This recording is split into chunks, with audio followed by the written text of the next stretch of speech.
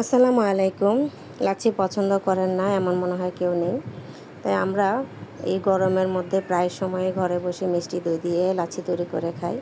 আর আজকে আপনাদের সাথে আমি সেই ভিডিওটি শেয়ার করব। এখানে বাজার থেকে কেনা 1 কাপ মিষ্টি দই আছে।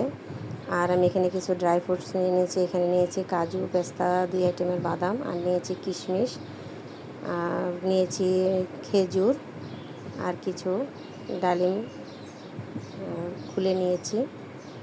এগুলো আমার আজকে লাগছে এই ড্রাই ফ্রুটসগুলো আমি কুচি করে নিয়েছি। আর সাথে নিলাম চিনি আর গুঁড়া দুধ।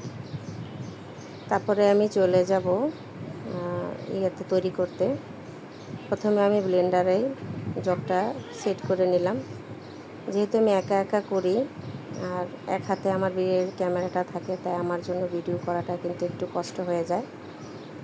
তাই জগটা আমি প্রথমেই সেট করে নিলাম। তারপরে এখানে আমি কিছু মিষ্টি দই দিয়ে দিলাম।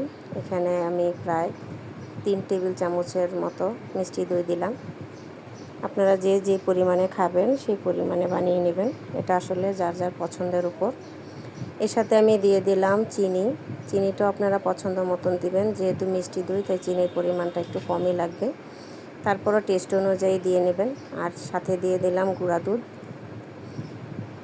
আর দইটা কিন্তু আমার একবারে ফ্রিজ থেকে বের করা ছিল, যার কারণে এখানে আমি কোনো বরফ কুচি ইউজ করলাম না। আমার দইটাই জমানো ছিল, এতে একটা সুবিধা, আপনাদের এখন আর বরফ কুচি ইউজ করতে হবে না। তারপরে দিয়ে দিলাম ঠান্ডা পানি। পানিটাও আপনারা আপনাদের পছন্দ মতো দিবেন, লাচ্ছিটা কে কেমন খেতে চান, ঘন বা পাতলা।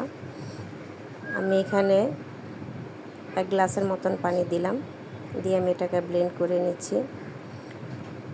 আর ব্লেন্ড করতেও সময় লাগে না, 1 থেকে 2 বার 1 মিনিটের জন্য ব্লেন্ড চালিয়েই দেখা গেছে হয়ে যাবে। তারপরে আমি চলে আসলাম সাজাতে। প্রথমে আমি গ্লাসটা পরিষ্কার করে ধুয়ে নিলাম। তারপরে এতে দিয়ে দিলাম 2-3টে বরফের টুকরো। আর তারপর ঢেলে দিচ্ছি আমার লাচ্ছিটা। এটা দেওয়ার পর আমি পুরো গ্লাস ভরিয়ে দিলাম। ঘরে বানিয়ে খাবো, কম খেয়ে লাভ কী বলেন তো।